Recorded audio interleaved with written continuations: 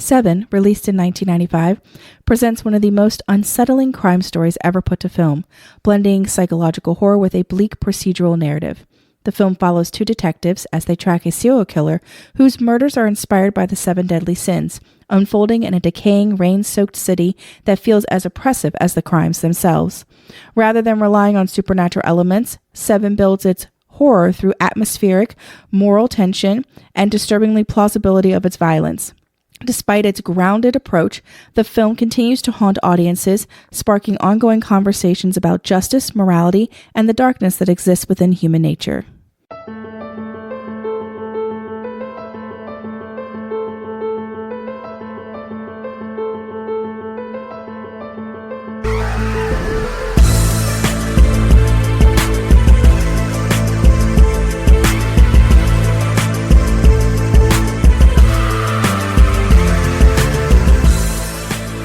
What's going on, everybody, and welcome back to another episode of So You Like Horror.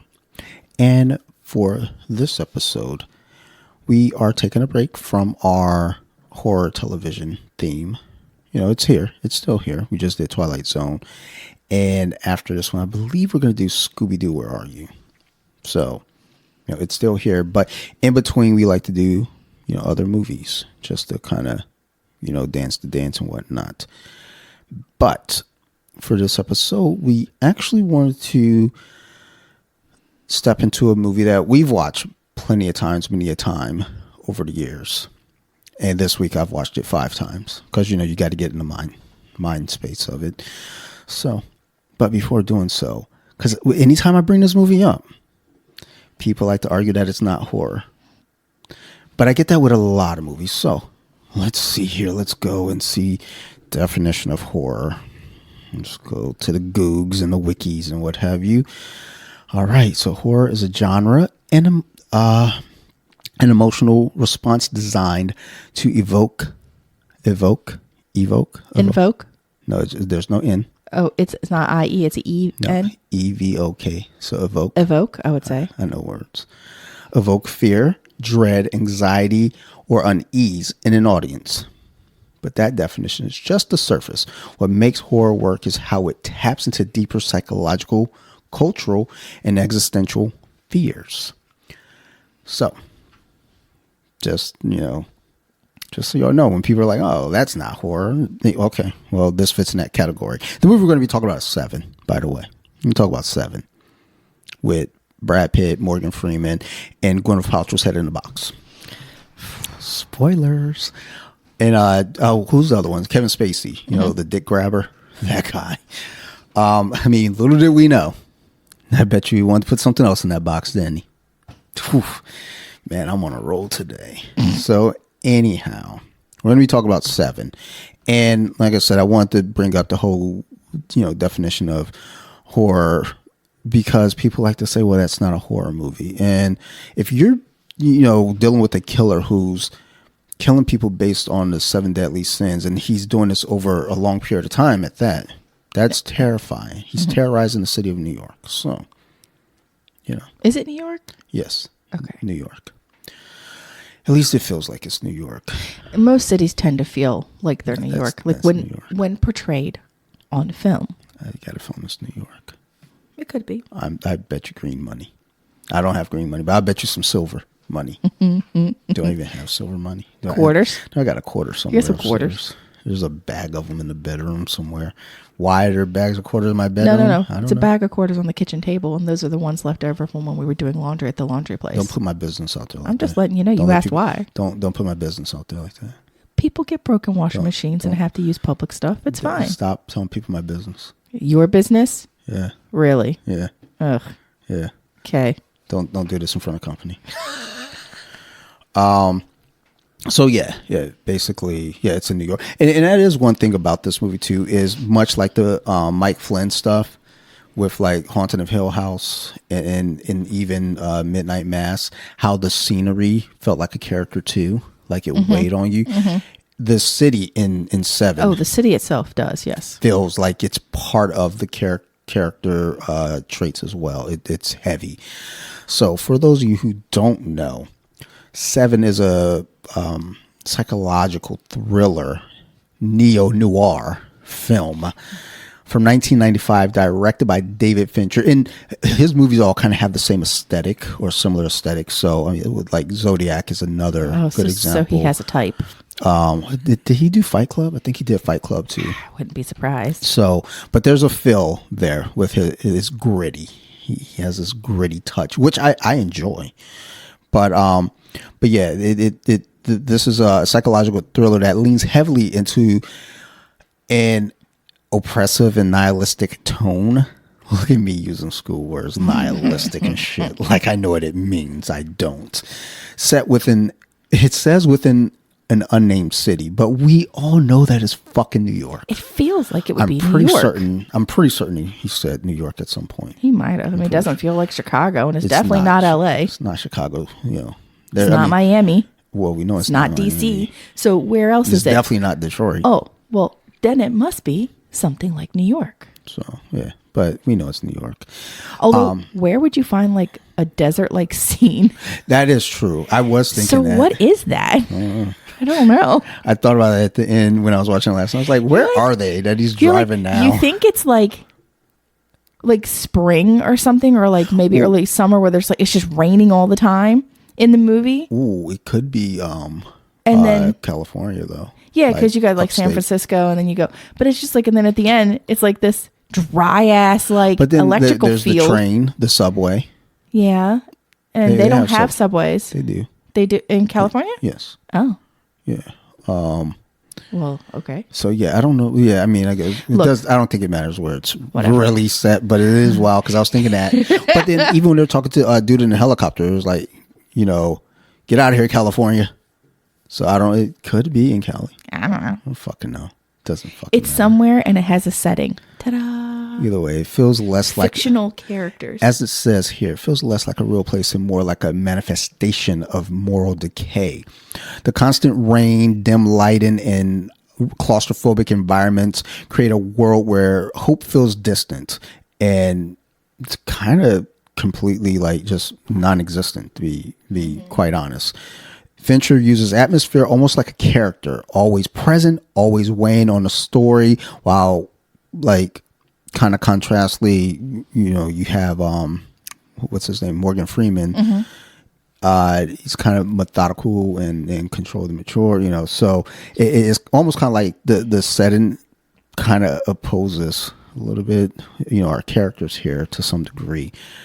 But with both the city's chaos and the killer's calculated brutality, you know, that's what kind of gives it the feel. So structurally, the film unfolds as a slow burn, gradually like kind of constricting its grip as each discovery in the story builds on the last. Like, you know, after each, you know, kill, like the next one is kind of like there's a build up to it moving on. So, and then that kind of replaces traditional suspense with a creepy sense of inevitability that escalates into like psychological dread at the end of it all. So there you have it. Now for you, I'm asking you, across the table, talking to you. Pipe it down a little bit. You're a little loud. I'm so sorry. I'm gonna turn your earphones down. You got excited. I'm gonna turn your earphones down. Thank you. Because now get excited again. So you across the table, did the setting feel realistic to you, or almost like more like a nightmare version of reality? Like again, we're here discussing like we think it's New York, and then we're like, it's not. But you know, did it feel like a real place? It has to feel like it could happen anywhere. Like that could be a thing that happens in the city. Well, not with a desert. No, an hour away, and not in New York. I mean, I don't think. But, I mean, just because it doesn't seem realistic to our ideas at this moment doesn't mean that it can't be realistic. I think it is. I think it's realistic. Don't yell at me. I didn't yell. Okay. So we're going to do kind of a breakdown going act by act. I think I'm in the wrong notes here. So I was wondering because they were a little bit different from mine. Don't mess with me. I was going to roll with it though. Yeah, I mean, I know. Also, when you think about Se7en, do you see it more as a horror film or something even more unsettling because it feels real? I don't know. I mean, it's definitely horrific, the things that are going on, or the things that the guy is trying to make a sermon of. But it's horrifying all the same. Yeah. What do you feel? I mean, I've always thought of it as a horror, not even just like as the idea, like as I've become more engaged with content, like even from Jump, it was like, this shit is unsettling. I mean, if this is a book, it's still in the horror genre. Yeah. It's not in the crime thrillers. There's no solving it. It's just you're in for a horrific ride. It gets solved. Yeah, only because he let you. Foreshadowing. Just saying. So yeah. Anyhow, you want to go over? Yeah, sure. Context and intent. The next opening frame. Of course. So in Se7en, our director David Fincher, right? Okay. My brain keeps wanting to put an L in it, so I had to concentrate. Filcher? Yeah, I know, it'd be weird, right? It's Fincher. Maybe I need a new co-host. Love you too. I'm sorry. I'm not. So apparently in the mid-90s, we had this whole wave of darker, morally gray kind of thrillers. And this one definitely stands out on its own. I mean, it was like right in that mid-turning point, like not just as the movie itself, but even with, like we've talked before about just, what is it? The things that we get before movies come out. Trailers. This is one of the last good trailers. Because most trailers nowadays, they give away too much. And I love the ones that are short, sweet, simple, and barely tell you nothing. Well, even with this trailer, it was a long trailer, and it still told you nothing. You're still running around going, oh my gosh, this is chaotic. What am I going to get myself into? But anyway, continuing on. So he had this whole morally gray thriller thing going on. And it just stands out to just how oppressive everything was. Like you mentioned, the rain feels heavy. It kind of brings you down. Everything's cloudy, dreary. The lighting is poor everywhere. Yeah, it was always raining. It's like the electrical grid can't handle anything, and everybody's got these. Well, and of course, this is before, we have to remember, we're so used to having our bright LED lights. Everything was those soft incandescent lights then, except for certain places you have like those fluorescent lights, in an office building. But even then, it still felt dim. So it just, everything kind of weighed in on everything. Felt very much like a David Fincher movie. Shoot, felt like. Every single shirt Brad Pitt wore felt like the 90s, okay? Yeah, those shirts that I hated. Those thick cotton that was wrinkly unless you absolutely ironed everything out with the thick, I never thick ironed seams. them. I just wore them to school and people made fun of me. Pardon me. It was like, you can't beat me, so whatever. So like we've mentioned, our film drops us in an unnamed city that feels alive in the absolute worst way, with all of these things just kind of beating you down, and the sense that things have just been bad for a long time, because we have our main character, one of our main characters, Morgan Freeman, is ready to get out. Yeah. He's ready to leave. He's had enough. And I guess he's ready for something a little more. Oh, he's retiring. Yeah, he needs something lighter in his life. That dude has been old since I was a baby. Yo, he came out old. Except he's not Benjamin Button. He just stayed old. He came out old just like Steve Martin's always had gray hair. So, and we were just talking about our William Somerset.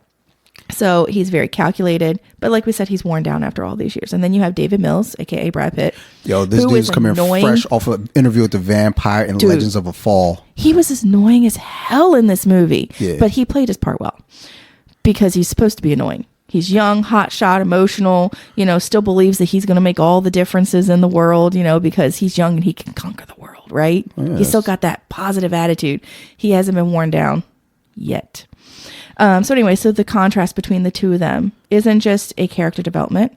It all becomes like the backbone of how the film is going to explore its themes. Yeah. So, yeah. Like when I was watching this, I was looking at Brad Pitt and I was like, I had to look at his filmography around that time. Correct. Because I was like, what was he in before this and after this? Because I know that, that's just the Brad Pitt look. I mean, prior to this, he did Interview with the Vampire and Legends of a Fall. So in those, he had longer hair, flowing hair. Yeah. I was like, so it wasn't those that he was prepping for, because he did Se7en right after that. And then next he did 12 Monkeys. And there is a part of 12 Monkeys where he does have long hair. He's crazed, but he did have the short hair when he was in the institution. Right. And there's like a few things that he does in this film that kind of poke out as the character in 12 Monkeys, where it's like the way he like says and does little things. It's just like a little flippant. Yeah. It's like, oh yeah, it's very Brad Pitt. So yeah, I mean, maybe we'll cover 12 Monkeys. That was another one that kind of gave me a mind fuck. It wasn't. That was a good one. It wasn't so much horror, but it was definitely. I mean, it's a sci-fi, but it's horrific in the idea that sci-fi. I like sci-fi. Oh my god, I love sci-fi.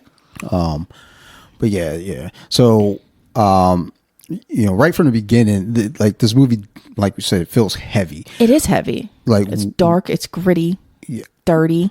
Like, what stood out to you about the world that was being built here by our director? Well, we ain't getting anything light and positive. There's no rainbows and bubblegum shooting out anybody's asses. The only thing that's a slight positive blip in the movie is Gwyneth Paltrow. Yeah. Dude, like, this was like, so when I was younger, I had the biggest crush on her. She was cutesy. And it was because of this movie. She was cutesy. Like she was just She's adorable. the young new wife that's moved to a city for her husband, for his career. Well, you shouldn't got to say it like that, son. I'm just saying that's how it is, though. Well, it was. That's how it is. She was a teacher. And she's the only little bit of lightness that you get in the whole movie. That's it. Just her. It's nothing to lose your head over or anything. But oh my God. She was super positive.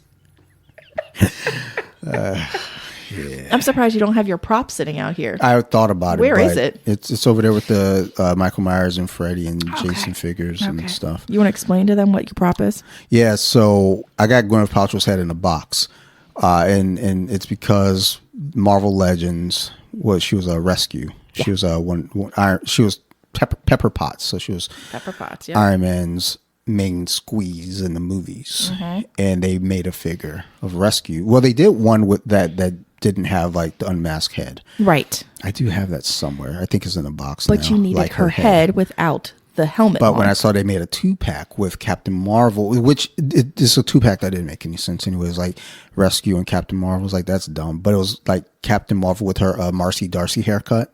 If you know, you know. And then Gwyneth Paltrow as Rescue with the helmet on, but the mask like lifted to expose her face, and then there's one without the helmet at all. It was just like her head. And I was like, oh. Like, fortunately, nobody bought it, so it went on like Supercell for like $20 for like the 2 figures. So I bought it. Amazing. So, and then Sarah made like a little box and put her head in it. I was like, yeah. Now I just need to get like 2 characters to be like, 3 characters really. To be Morgan Freeman, Brad Pitt, and then Kevin Spacey. I wonder if we can find a figure of him not grabbing someone's dick though. So, locking someone in his basement. Oh my God. So anyhow, sorry about that tangent there, but we're gonna go through the movie in a 3 acts. So we're not gonna go into a lot of super duper detail, but we're gonna try to still give you enough detail so you understand what's going on. Because like, I'm not a good storyteller. There's no secret. I get distracted. Sometimes I forget things, and I'm excited about getting to the end. Sometimes I just want to tell you, the end. But anyhow, we're gonna go over Act 1 that exposes us to gluttony and greed, which is the 2 of the first sins that are exposed here in the movie. And we kind of go over, like, as we were discussing the world building here, the world is already kind of rotten and gross, but this adds to it. So the film opens by just dropping us right into the city that already feels like run down and gross and dirty and crowded and constantly just yuck. And it feels like it's that's just the being of it. It's unseen, but you feel it. So you get Detectives Somerset and Mills, and they're brought onto a case that it already sets the tone for the movie. Like when it starts off, Somerset is dealing with a case on his own. And this is where he kind of gets introduced to Mills anyway. He says to the guys that the kids see, and I think the other cop thought he meant like kids in the house. I think he was referring to Mills. Right. And this is, again, before they get to the Gluttony case. Correct. So now as they get to the Gluttony case, they come upon a man who's murdered in a way that they don't know that it's set that way yet. They just know that a man ate himself to death. And upon the autopsy, they basically say, yeah, he ate. And they're like, oh, he ate till he burst. Like, no, but he was hemorrhaging. So is it coroner? Yeah, the coroner. Oh shit, I know things. So the coroner hands like a little jar. Well, no, he gives it to I guess the lead detective, and he hands that to Somerset later on. Right. So yeah, this was found in the fat man's stomach, and so, looks like he was fed little pieces of plastic. Yeah, and he's like, shit, I got to figure this out. Now his brain's working. Like, and this is a man who's a week from retirement, mind you. Yeah. So, and he didn't want to get into it, and he said Brad Pitt was not ready for something like this. Because like even going into that apartment when they stumble upon the body, and not stumble, but when they they're investigating, like Sarah mentioned, like Mills, Brad Pitt is very annoying. It's like, so my daughter does this. Our daughter does this, where she commentates everything that she's doing, and there's words for every step of the way. Brad Pitt was doing this. As he's walking around the apartment looking at things, he's making like little comments, little noises. Like, he looks in the, he looks under the table and like the man's feet are bound. He's like, whoops. Oh no, I think it's because you can see that the dude like pissed and shit. So he's like, whoops. And then he moves on to the next thing and, he says something else. It's like, dude, just shut the fuck up. Dude, and there's the bucket underneath. Instead of pulling the bucket out to see what's in it, he sticks his head under the table, sticks his head right into the bucket. And it's like, dude, you never do that. Just not. Moron. But, and there's a certain point even where Somerset basically tells him like, hey, can you go door to door? Can you go outside and just leave me alone? They have an encounter over that even. Because Mills was like, look, man, I did my time. Like, what the fuck is wrong with you? So basically, Somerset says, to their commanding officer, look, man, this shouldn't be his first case. This shouldn't be my last. Blah, blah, blah. But it was. And Mills was kind of pissed. Mills was like, man, fuck you. He's like, fine, he won't take it. I'll do it. That's fine. I could do it. Yeah, and, they left him. Well, they left Somerset on that. And they put Mills on the next case, which turns into our greed murder. Now, I did mention these little tabs that was handed to Somerset. He goes back to the apartment and discovers that, like, it was near the refrigerator. So, he's fucking around. He moves the refrigerator. Pieces of linoleum were scraped up. He looks behind the refrigerator, and in lard on the wall is written Gluttony. Now, the next case being greed, this is where Mills is working now away from Somerset. He goes to what's the lawyer Good, Eli Good. Was the lawyer. He's basically, like, I guess he's tied down and he was forced to cut. Except for one arm. Yeah, one arm was like, available. He was forced to cut out flesh. A pound of flesh. So, and then, after he bleeds out and dies, written in blood on the floor is greed. So that's where Somerset, he already knows. He had to have collected his blood while he was bleeding because of the way everything was splattered. So it's not like it was pooled around him. It was clean around him, and then the blood was used elsewhere and on a picture. Like this dude, like he was like methodical. Very. Everything was done for a reason. But yeah, basically Somerset, with the pictures, he's talked to the commanding officer. Was like, look, man, gluttony, greed. There are 7 deadly sins, and this is just 2 of them. So there's going to be more. Yep. It was like, and like, nobody wanted to believe me. They were like, nah. Even the captain's like, no, man, don't start that. He was on some old, like, I don't even want to do this shit, man. Like, I don't even. Get me the fuck out of here. But you now start to get this understanding that this shit's not random. Absolutely not. Like it means something. Like these aren't random acts of violence. There's structure. There's intention, and someone is out there choosing these victims and staging these crimes and setting up and making statements. So it almost feels ritualistic. Absolutely. Like biblical. Because it is biblical. Yeah. Because Somerset says, as he's looking at the picture, he goes, he's preaching. He's preaching, right? He's giving a sermon. This is like punishment instead of murder. Like the horror doesn't really come from anything supernatural. It comes from how human all of it is.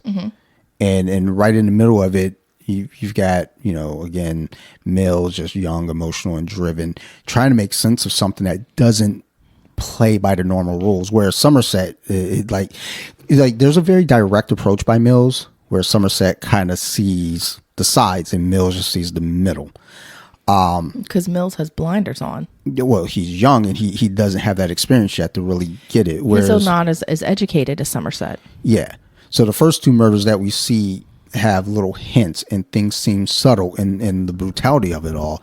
Because like the subtle pieces there leads you to the next piece for the most part. I don't think anything from Gluttony led you to the greed murder. No, but it was just the fact that if one was found and another is found, you're going to start making connections. Well, yes, you do make those connections, but then I think once you get the greed, now you're seeing little breadcrumbs lead to the next pieces. Exactly. He's not so secretive anymore now that you kind of like figure things out. So yeah, as we have that breakdown of the two sins, you got gluttony, which is overconsumption taken to fatal extremes, and then you have greed, like literal pound of flesh that he was meant to carve out of himself.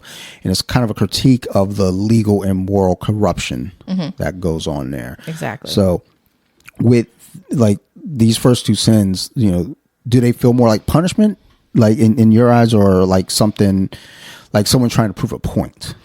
Well, it's definitely both, because he's trying to punish them for their sins, but also prove a point to others. Hey, maybe you need to correct yourself and see the disgust that this world is. Yeah. So, because he's absolutely just hates the moral corruption that is in everyone. Yeah. And he feels that everyone should basically kind of like ship up or shape out. Like, ironically, it's like him. Shape up or ship out. Is that? Wow. Yeah. I totally mixed that one up. My bad. Like even off his own end, it's like the shit that you're doing is like, and I guess he feels like he's the messenger, so he can't be wrong. He feels appointed. He's in infallible, a way. Right. But look at me using other words. I heard dogma. You're so cute. So Act 2 is going to give us sloth, lust, and pride. Right, exactly. So as these cases continue to unfold, one by one, the killings become less about the shock of what is going on and more about the psychological damage for both of the victims and the detectives that are uncovering these things and trying to make sense of what exactly is going on here. So we have Somerset and Mills discovering the victim that represents Sloth, because as they realized in greed, the wife, there was a photo of the wife on the desk and her eyes were circled in blood. And so they had to go to the wife and have her look at the pictures. They covered the husband's body with a Post-it note so she didn't have to see that. But then she noticed that a picture on the wall was upside down. So hold on. There's a point here though about Mills. As I was saying though, he's very straightforward. Yes. And like kind of ditzy in a way. Because she goes, as he's showing her the pictures, she goes, I don't know what I'm looking at. And he starts to verbally explain what she's. It's like, you fucking dummy. Like, how? Like, he does it again later in the movie with something else. Well, like once we get there, I'll remember. But he like something else is said, and he's like very straightforward. And Somerset's like, like, no, you dumb fuck. So basically, she realizes that there is a painting in the office that is upside down. So, of course, they go to investigate. Once they take off the painting, they're like, there's nothing here, there's nothing here, there's nothing here. And then they look on the wall and they find fingerprints. Well, Somerset starts to dust. Right. And that's how he finds the fingerprints, because they were still using fingerprint powder. I don't know if they do that anymore. I don't know. So, and from that, they find fingerprints, of course, which then leads them to Sloth's apartment. Yeah, it says help me. It says help me. Like in the fingerprints. And then I guess the fingerprints you run for the system, and he was in the system, and then there you go. Yeah. Like we're in the system because we used to work for children. So, so there's that. So back to Somerset and Mills discovering the victim representing Sloth, the man that was basically kept alive for a year, strapped to a bed. Reduced to something that was basically not quite dead and not quite living. And basically the absolute physical embodiment of neglect and apathy.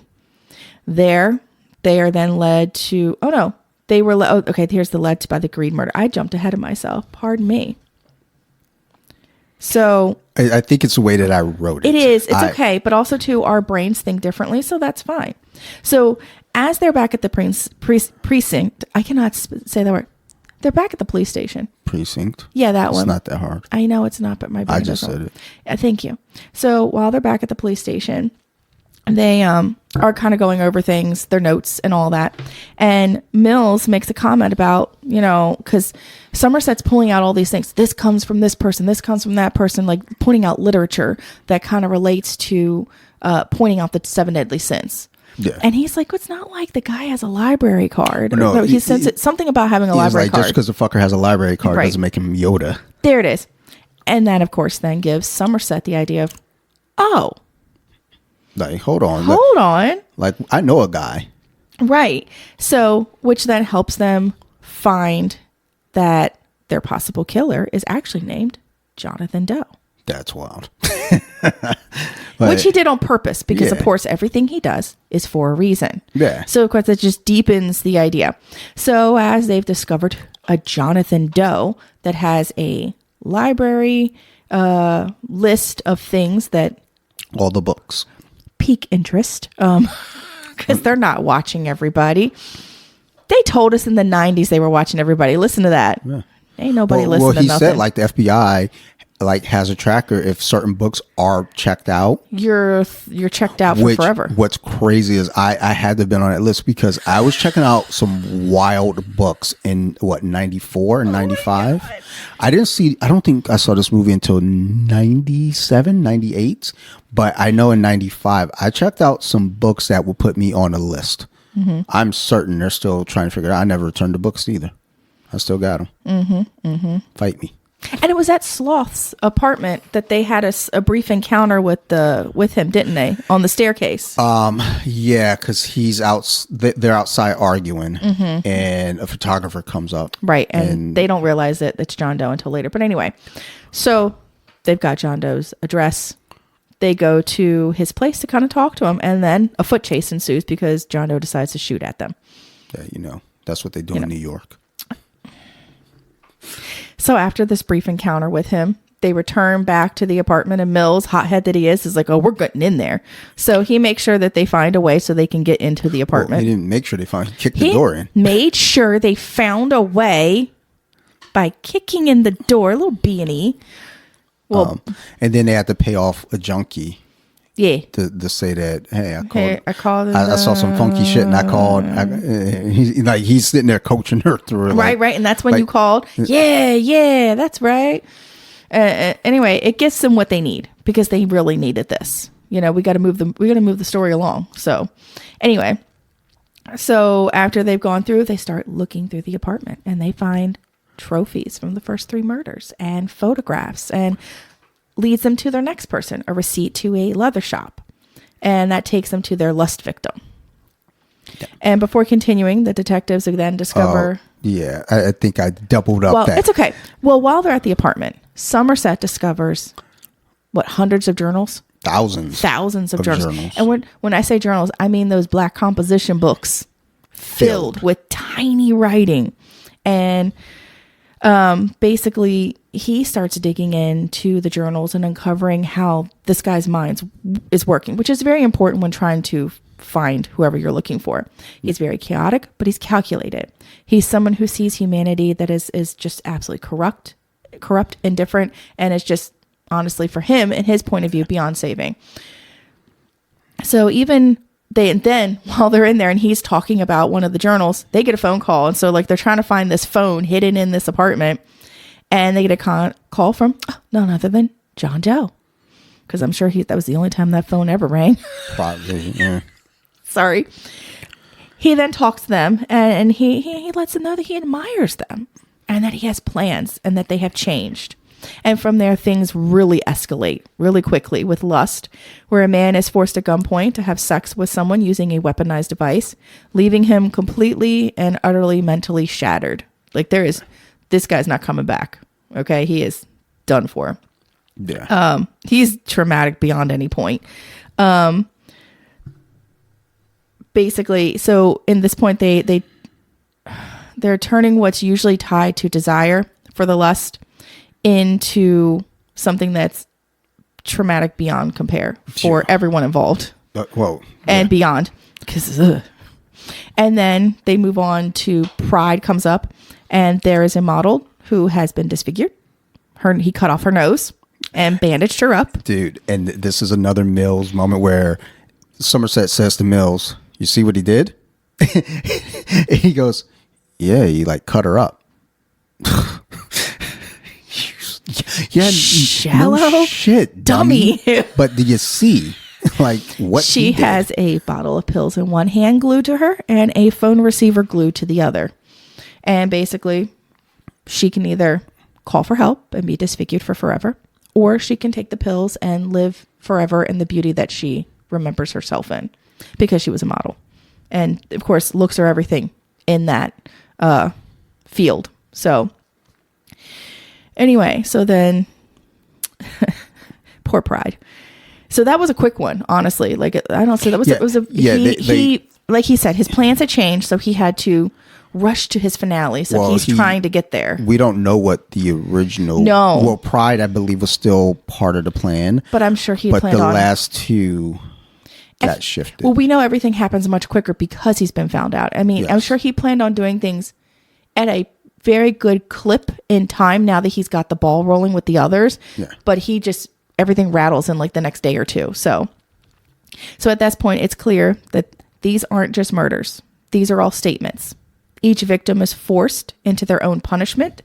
And the deeper the detectives are going, the more that they are realizing that they are not just chasing a killer. They're chasing and walking straight into a worldview that has been carefully constructed from the very beginning for them. Yeah. I also, when we were watching this last night, I brought up the point of Saw and John Kramer, how John Kramer didn't kill anyone. Nope. Like none of the victims, or none of the, I don't want to say victims, but none of the folks that were captured. And I think of this kind of in that same way where the, sinners here. He put them in a position where they ended up doing their own undoing. Correct. In a way. Correct. And I mean, up until a point. Well, yeah, the one kill actually was not even a sinner though, but it had to be part of. It had to be part of everything. Part of the plan to force, wrath. Do you want me to do the sin breakdown? Well, it's green. Yeah, there it is. So here we've covered sloth, the living corpse, which is neglect and apathy as a moral failure. We have lust, violence driven by impulse, stripped of pleasure and replaced with trauma. And then, of course, we have pride, vanity turned fatal, identity tied to appearance. So gross, grossy, juicy.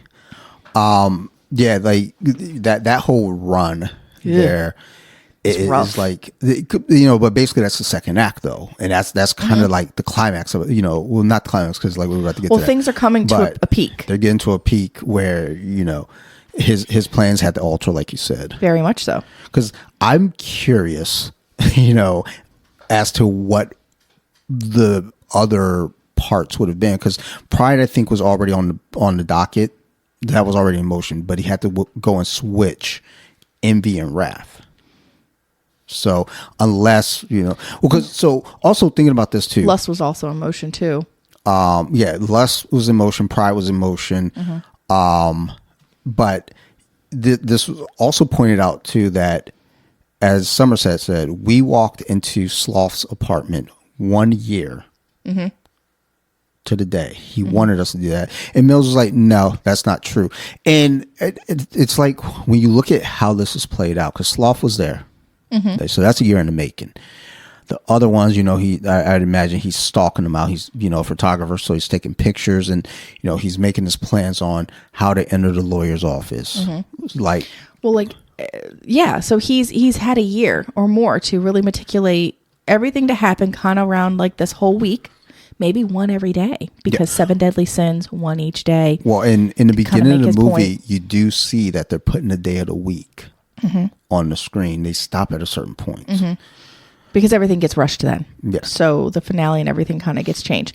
But like even with Lust, the leather piece that he had commissioned, that could have taken months to make. Well, yeah. And honestly, with the other piece, the metal piece, that probably could have taken 6 months plus to make, because that's specially custom made.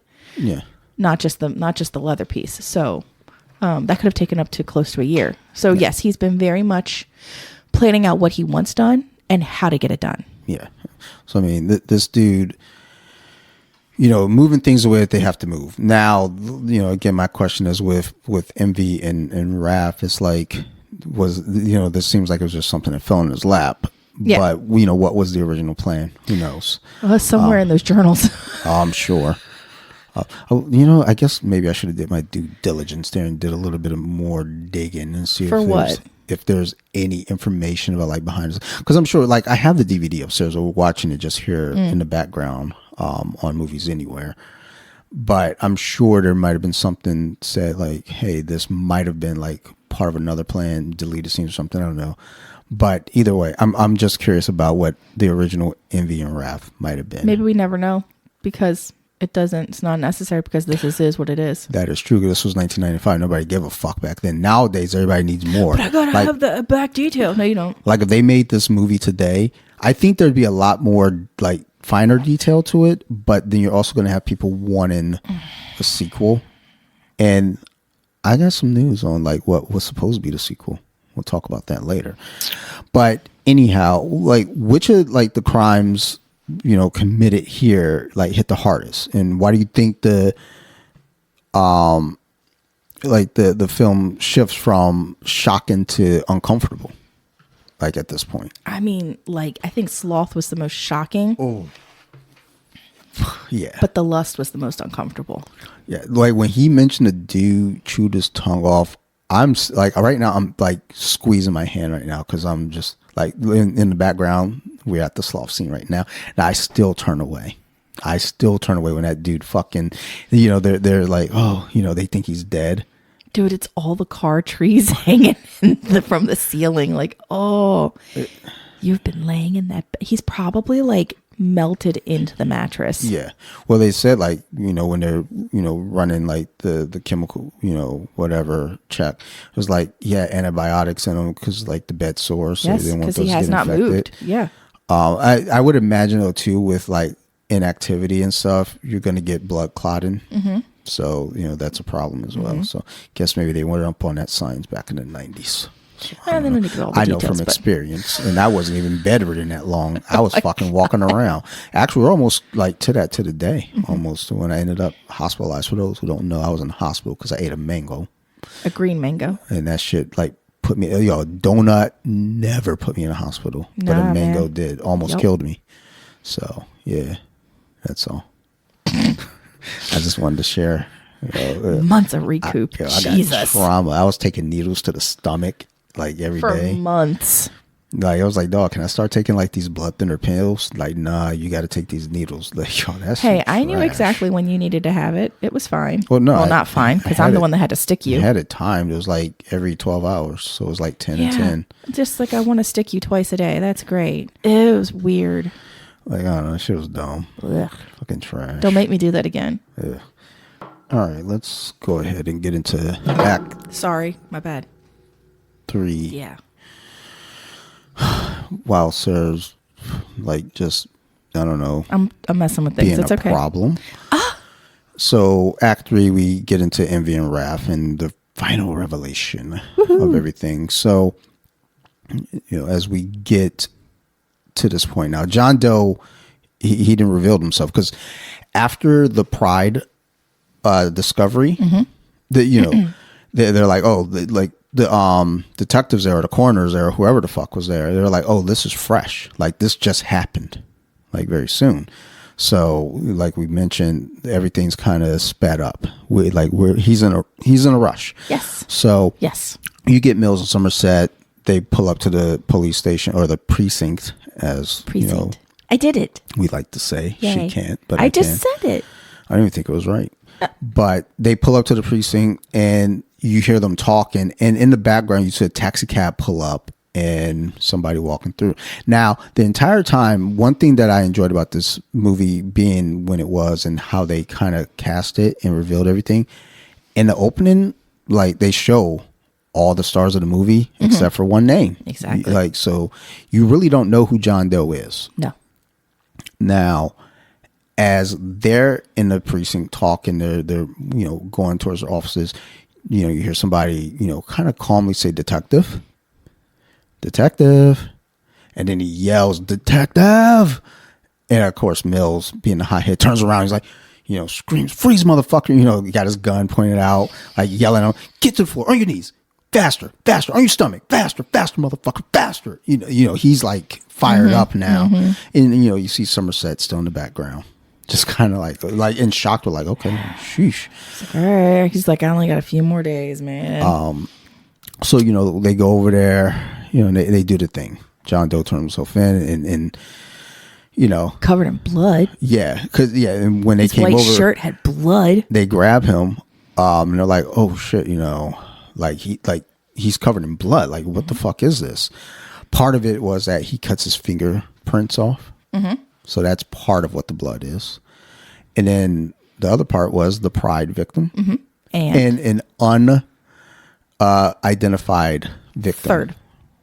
Yes. A third sample of blood. Yeah. Unidentified victim. And, and they're all fresh. John Doe, going in his, as he's like now laying on the ground, he says, I want to speak to my lawyer. And the thing is, he's very calm. He's extremely calm in all of this. You only really see him lose his temper once when he's in the back of the car. Yes. But, he has to speak to his lawyer, and his lawyer, representing him, basically says, look, man, there are still 2 bodies out there.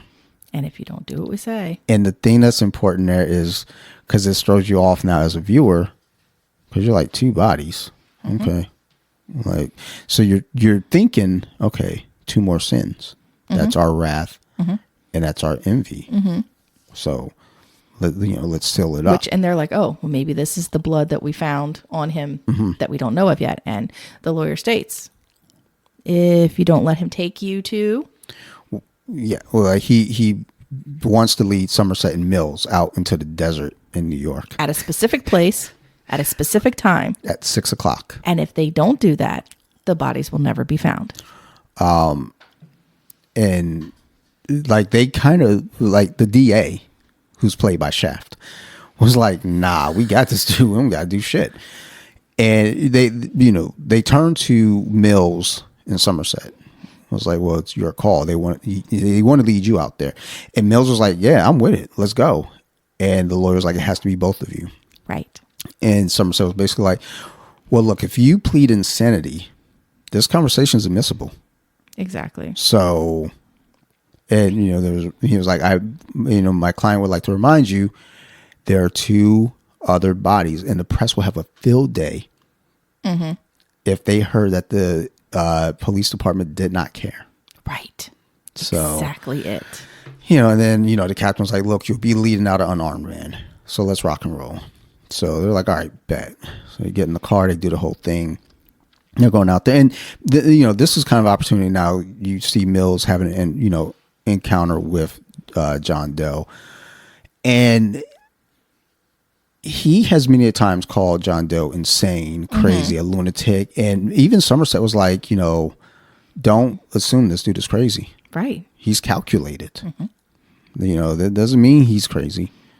There's a method to his madness. And even John Doe says, it's very easy for you to like dismiss me as crazy. Of course. But you're not seeing the big picture. And, Mills makes the point of saying like, oh, killing, innocent people. And then that's where John Doe actually got upset. Right. He's like, oh no. He was like, are you serious? Are you trying to get a rise on it? You think that's funny? Are you saying that to be funny? He was like, a man so fat that he could barely fucking stand up. You call that innocent? Right. A lawyer who gets off criminals and puts them back on the streets.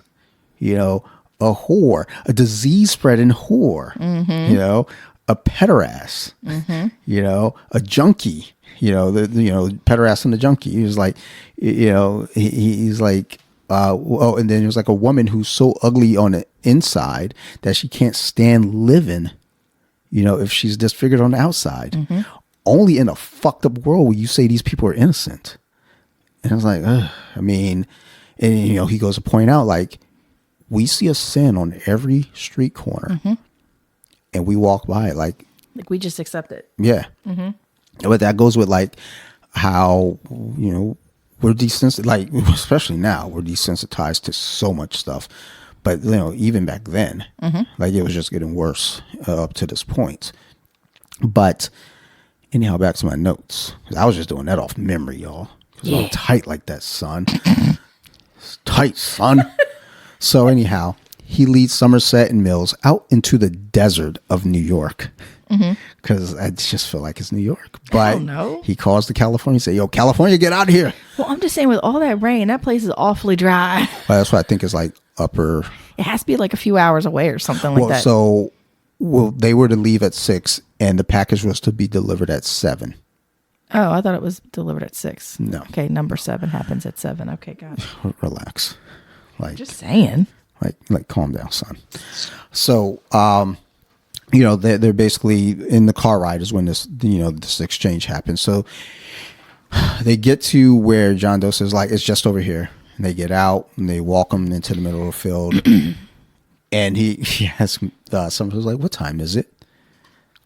He's like, you got somewhere to be? I was like, I just want to know. It was like, it's 7:01. I was like, any minute now.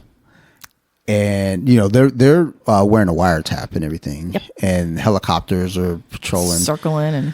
And they see a van rolling through. Dude, no. Desert. Somerset sees it. But the helicopter doesn't see this van coming through a field with nothing in it and all this dust flying. Suspend disbelief. So, they see the van pulling up and Somerset approaches it. And there's a delivery man. He's like, look, man, this dude gave me $500 and said, deliver this at 7:00 to this exact location. So, he pats down the dude. He grabs the box. Says, go and get out of here. He just told the dude, go running. Well, he did tell them, like, hey, I sent the driver off on foot, go pick him up. But he breaks out a switchblade, opens up the box. And, he first he's looking at the box. He's like, oh, I don't know. He was like, they were like, call in the bomb squad. Yeah, they're like, get the bomb squad. There's a box. Like, I don't know. Should I just chance it and just open a box? Well, he's like looking at the box. He's like, I don't know. So like he opens the box slowly. He's like, and he sees that there's blood. Right. You could see that the box was a little wet. He's like, blood. And then like he fully opens it and he jumps back. Yeah. And then, he's like, that's when he goes like, California, get out of here. John Doe has the upper hand. And he goes running back to Mills. He's like, yo, Mills, put your fucking gun down, yo. Put your gun down. Put it down. Put the gun down. Walk away. Put it down. So in that, like, while that's going on, John Doe's telling Mills, like, look, he's just talking to him. He's just saying things. And then he starts to say, like, I stopped by your apartment. He goes, I envy you and your pretty wife, Tracy. He was like, yo, what the fuck did you say? Right? What? And then he was like, yeah, I stopped by your apartment this morning. I tried to play husband. I tried to feel the joys of a simple life, but it didn't work. So I took a souvenir, your wife's pretty little head. Ugh. And now Somerset is running back now at this point, like sprinting, like, yo, like, stop. Like, exactly right. And I just like, so watching the scene over and over and over and over, I'm looking, it's like, there are plenty of things that he could have done. Oh, yeah. To stop this. But there is a certain point where I think he understood, you deserve this. Take it. Now, a part that we did leave out earlier in the film is that Tracy, Mills's wife, met with Somerset at the diner because she had no one to talk to. And she explained, like, she hates the city. She hates it there. She used to be a 5th grade teacher. She can't find anywhere to work at a school. Like, the schools are horrible. The conditions are horrible. He was like, how about a private school? I don't know, man. Just don't like it here. And she also says, David and I are going to be parents. So she is now pregnant. And she has not told David. Right. And he basically says to her, if you choose to not keep the baby, do not ever tell him. Right. But if you do keep the baby, you spoil the fuck out of that kid. Now, coming back to where we are in the present time, John Doe is now talking his shit. He's talking that shit. He's like, yeah, I did it. I killed her. She pleaded for her life. Like, she was begging for her life and the life of her unborn child. And And You're like, oh, Mills's no. eyes was like, what? Somerset's like, yeah, and then Somerset hit him with the backhand with the quickness. Like that had to hurt. Well, it did because he grabbed his hand like, God damn! I think he pulled a Marlon Brando and really hit. He must have. He really hit Kevin Spacey because he grabbed it and was like, God damn, that hurt. Little did he know that Kevin Spacey actually deserved it. Yeah, little did you know Kevin Spacey was probably into it. He was like, oof, another, please, like choke me. But yeah, like so Mills didn't even know. No. And he was like, what? And then even like John Doe was like, oh, and like he smirks. He was like, he didn't know. He's like, this is an icing on the cake, man. This is so much better. Oh, I'm so glad I had my change of plans. And then he kind of starts explaining, like, see, in all of that, my sin is envy. So go ahead, David, become vengeance, become wrath. And I think that's where, like, Somerset just stepped back because Mills popped him. And then, just for good measure, shot him, 4 more times? Yeah. And at no point did Somerset do it. Somerset was just like, you earned it. Well, also, too, if you disturb him, he might accidentally, round on you. We don't need that right now. I'm just trying to get to retirement. Well, that's what I'm saying. He probably could have stopped him earlier, but I think there's a point where he was like, you know what? Because you kind of think, it's like, oh, if I was in your position, can't say I wouldn't have done it, too. Yeah. It was like, it's yours, dog. Take it. Shoot, the whole precinct would have been like, yeah. Meh. But basically, within all of that, the case stops being about justice and becomes something more personal. This man just cut the other dude's wife head off. And Mills was just overwhelmed with grief and rage, and of course, just pop, pop, pop, pop, pop, pop. And that's what makes the ending hit hard, right? Because it's like when you watch a movie, and I'm always about movies where there's not a happy ending. Like, I don't mind a happy ending, but I like to see a movie sometimes where it's kind of like, oh, you leave it and you're feeling kind of like almost not sick to your stomach, but you feel like, God damn. Life isn't always wrapped up in a pretty little bow. No, it isn't. So sometimes the story is not going to go the direction you want it to. So, I mean, basically, like, he became the final piece in John Doe's plan. Mm-hmm. Like, John Doe didn't need to escape. He didn't want to escape. Mm-hmm. Because he already knew, like, mm-hmm. I won. I made my point. Like, all these sins, and he even said when in the car, people are going. He said to Brad Pitt, it was like, you should be thanking me. People are going to remember you. It was like, and after I'm done, people are going to study this. I'm just the first. He set the entire thing in motion, knowing that Mills was going to break. Once he had to make that change, he knew, way back to the apartment where he was taking pictures of him. Right. He lashed out. He was like, oh, he used that against him. Because if you think about it, if you try the other way with Somerset, Somerset has no attachments, and he's older, he's calm, he's calculated. Mm-hmm. So you're not going to get him on that. So it turns the whole story into a trap where the outcome feels less like a surprise and more like something that was inevitable from the start.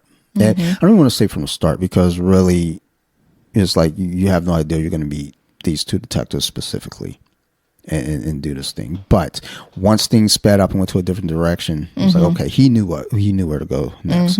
So our last two sins here is envy, where John Doe, he envies the normal life. So because he envies it and he can't have it, he destroys it. Exactly. And wrath, which becomes David Mills. And that's filled with emotional collapse, which becomes the final sin. So do you think that Mills had a choice in that moment, or was that ending unavoidable? He had a choice. There's always a choice. There's always a choice. Now, the thing is could he live with the choice of letting him live? Which probably not. Because the system's going to... He's either going to rot in jail for forever, but that means he's alive, and they are not. Well, I think the plea deal, basically a full confession. That was the deal. Full confession, but he has to take them out. But like with that, he knew he was going to be killed anyway. That's why he was like, look, if this goes the way I expect this to go, I'm going to die. My confession means nothing. But they don't know that. Correct. So it's like. But I mean, honestly, Mills could never live with the fact that this motherfucker is still alive while his wife and unborn child are not. And he pointed this out earlier. Like after they got him, he was like, he's gonna rot in jail. He's gonna get cable TV. Hell, my wife doesn't even have cable TV. Exactly. So that's something to play too. It's like this motherfucker's gonna go to jail, and he's gonna be bitter about that shit. And like, yeah, this dude gets cable TV. He gets 3 hots in the cot. And Mills is the kind of guy that I feel like eventually it would eat him up so much that he would pay somebody in there to take him out. Well, yeah, because John Doe even said, like, he made a comment about Mills would love to have time alone with me in a room with no windows. Yeah. And he goes, that hurts my feelings. I would never do that. He was like, you would never do that because there's consequences. So, yeah. All right. So, as y'all know, I like to do these themes. I like to talk about themes, core themes specifically. So, themes that we got here: moral decay and judgment. Society is already broken. John Doe just exposes it. Yep. And this also raises the question: is he wrong or is he extreme? I think 2 things can be right. Exactly. Well, I don't think he's wrong. So I don't want to say 2 things can be right. So I don't think that he's wrong at all, but I do think he's extreme. Unnecessarily extreme. Yeah. Because if everyone does what he does, that's pandemonium. It's better to try to point people in a better direction away from these unnecessarities as opposed to creating a violence that ends up just harming more opposed to creating something better. That also plays into another dialogue that Mills and Somerset had, where Mills is basically saying, I care, and Somerset is saying, like, look, man, I want to be done. Like no one cares. And Mills was like, I do care, because like you said, he's the young guy. I'm going to make the change. I'm going to make a difference. And Somerset was basically saying, well, you talk about apathy. He's like, well, look, it's easier to beat your child than to raise them. It's easier to get lost in drugs than to accept responsibility. It's easier to take, that. So, and I guess what I'm getting at is, like you said, like, it's better to try to guide people. You're right. But it's easier to do this by his standard, at least. Like if I go to Gluttony and try to explain to this man, you got to do it. Like there's always going to be an excuse. If you go to Greed, the lawyer, you're not winning that argument. He's a lawyer. If you go to, who's next? Was it Sloth? Yeah. But at the same time, with him trying to create these preaching moments from a religious standpoint, because that's where these kind of stem from. Well, yeah. You're also taught in religion. You're not the one that's supposed to create the final judgment. Well, yes. And I know he's so just sick with man's inhumanity to man. He just decided to create his own judge and jury. Yes. While also preaching. And I'm not saying at all that he's right. No. But again, his viewpoint, and it kind of parallels what Somerset was saying. It's easier to do those things than to try to fix the problem, or correct the problem, I should say. Like, because again, you go to any of these folks and you try to talk them down. There's always a reason for them not to go that route. There's always a reason for Sloth to stay lazy. There's always a reason for, the lawyer to stay greedy. There's always a reason for the glutton to stay gluttonous. He would have made a good cult leader. Yeah, I mean, I feel like he was a bit of an introvert, though. Yeah. So just kind of looking at his, a lone wolf kind of a situation. Looking at his apartment, all alone on his own. So anyhow, you got moral decay and judgment, control versus chaos. Doe operates with precision and control. Mills represents emotional unpredictability. Definitely. And Somerset actually sits between logic and despair. So yeah. You have those, the illusion of justice. Somerset sees the truth and wants out. He sees, like, Oh, actually, I jumped ahead. That's okay. Knowledge of burden. Yeah. Knowledge is burden. But the illusion of justice, you got law enforcement that actually never wins. No. And the system fails to stop the big final act. Yeah. So it's like, unfortunately, they were just the pawn in his game, so they had no idea what he was going to be planning, or was already in motion, I should say. Yeah, they had no stopping. No. There was no stopping this. Knowledge as a burden. Like I was saying, Somerset sees the truth and he wants out, and that's part of the problem. He knows it. And I'm not talking about this final act. I'm talking about just like what he sees having been on the force for so long. It's like, look, man, I'm tired, and none of this is going to ever get better. You join the force to make a difference, and maybe you did make some small differences here and there. Sure. But you realize there's just so much that you can't really. It's overwhelming. Yeah, you're not really going to do what you came in to do. And then Mills learns the truth as as to what everything is, and he's destroyed by it. Yeah, he's destroyed by a broken system. Exactly. So, like, who do you think the film ultimately kind of runs with here? Like, because I was looking at this thing. And they're talking about it's Brad Pitt. He was the hot star at the time, right? He was the rising star. And I was like, this is a Brad Pitt movie. And I look at it more as a Morgan Freeman movie, actually. Yeah, it's a bit more. Yeah. It's like Morgan Freeman's movie with Brad Pitt kind of as the accent, to it. Yeah. So I guess it's not really a prompted question for you. It's more of just a discussion. Yeah, discussions are good too.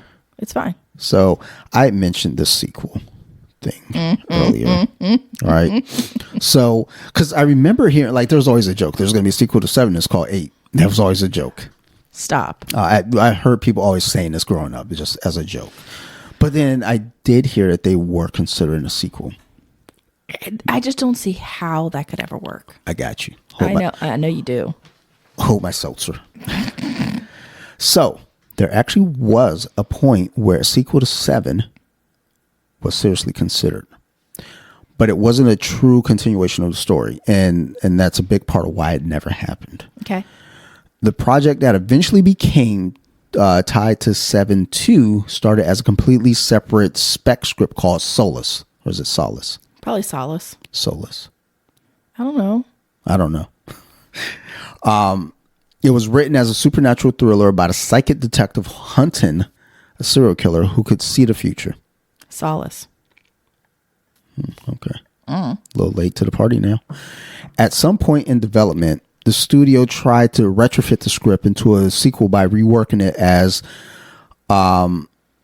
William Somerset, being Morgan Freeman, he would return as the lead, now using psychic abilities to track a new killer. Sure, it's wild. That even, like, he never had them before. It wasn't part of the first movie's plot. So I would have burned down the movie theater. Dear Lord. That ideal. Any other thing other than the sequel. Just make it a different movie. That ideal immediately ran into problems. First, it fundamentally clashed with what made 7 work. The original film, directed by David Fincher, is grounded, procedural, and brutally realistic. Like, if you introduce supernatural elements like psychic visions and shit like that, like, it would have completely broken the tone. It shifts the story from existential horror into something closer to a genre thriller, which strips away the moral weight that defines the original. Second, the key creative voices weren't interested. So David Fincher, he had no desire to return, and Morgan Freeman, because it was a Morgan Freeman movie, who played Somerset, reportedly declined involvement in that version. So doesn't mean he would not have done a sequel. He just didn't want to do that version, because I think he had what was the other movie? Kiss the Girls. And then there was a sequel that I don't think people realize, that Along Came a Spider. Yeah, that is a sequel. Which was the second DVD that I ever owned. Yes, it was. I don't even think I watched it. Yes, you did. No, I watched it in the theater. No, we watched it at home. I think I just put it on. I probably went to sleep. No, it was at our old apartment. I know that, because that's when we got the DVD player. Yeah. Yeah, that was all. But yeah, he didn't want to come back for that version. But that's not to say that, he would not have come back for a sequel if the right script came along. So, that like, without them, the sequel kind of just lost, like, any kind of momentum in its core identity. So the Seven sequel concept was ultimately abandoned and the script reverted to its original form. It was eventually produced as a 2015 film by the name that we mentioned earlier, Soulless Solace, whichever one. And it starred Anthony Hopkins with no connection to Seven at all. So in a way, it's probably for the best because Seven ends in a very deliberate final way. John Doe's plan was completed, the thematic arc is closed, and any attempt to continue this story ran a risk of diluting what made the original so effective. It's one of those films where the lack of a sequel actually like kind of makes it better. But I say that about a lot of fucking films though.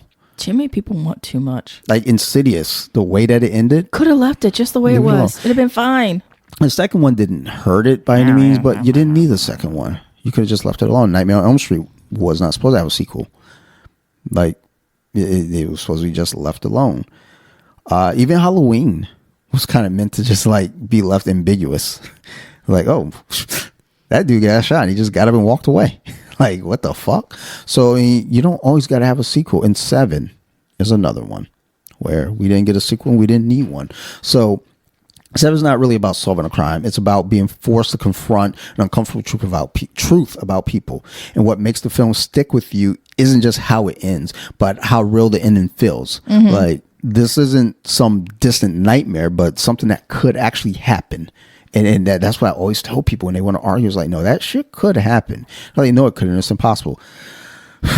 Like, I mean, you might think, but you find somebody patient enough, they can make some weird shit happen. Yeah. So, you know, with this, there weren't any monsters like, ooh, like Ghost and Rar, you know, Bear Claw, they're like, there's nothing supernatural. Unlike the sequel that they're trying to make, right? Like just humans being humans, and that's what makes it unsettling. You know, by the time it's all over, like you're left sitting with that final ideal. You know, that Somerset echoes what he said. Hemingway said, "The world is a fine place and worth fighting for." Okay, he was like, I agree with the second part. I mean, it can be a fine place, but coming from his perspective and what he's seen. Sure. I mean, so yeah, to us, yeah, it can be a fine place.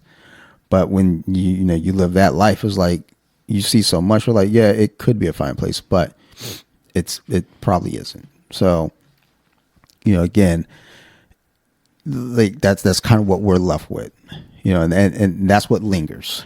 So, okay, after everything we just talked about, like, does this movie leave folks leaving hopeless or aware or what? As in compared to what?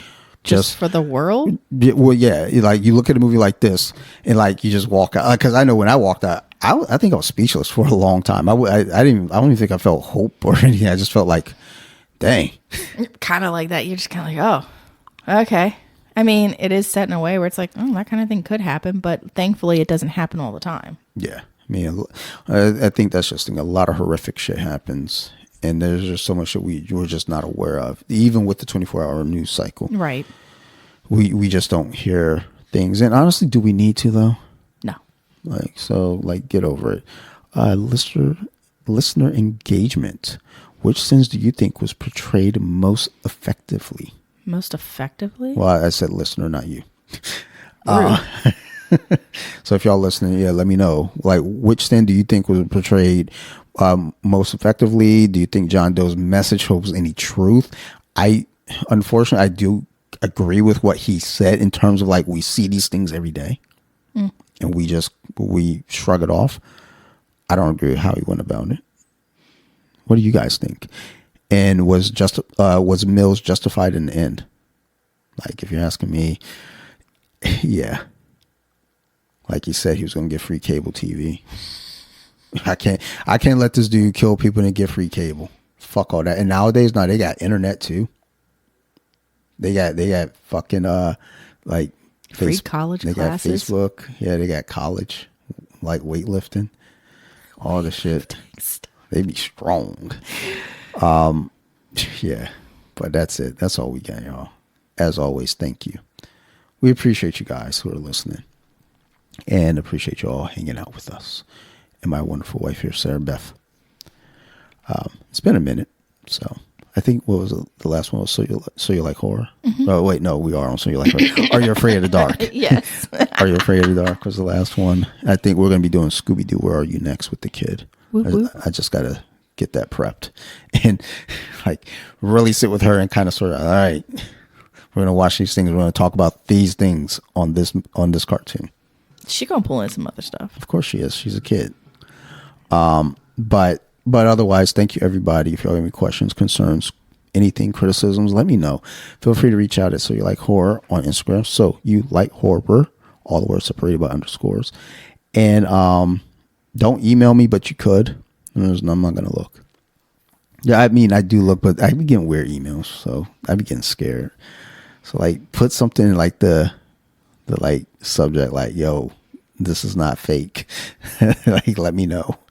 But that's also at soyoulikeHorror@gmail.com. And yeah, we're around. We appreciate every single last one of you, and we love you guys. Not like love you like romantic love, but you know, we like you. We're in like with you guys. So y'all know what it is though. You all keep listening. We're gonna definitely keep making these shows, baby. Thank you, everybody, and goodbye. I think that's good for now. The end.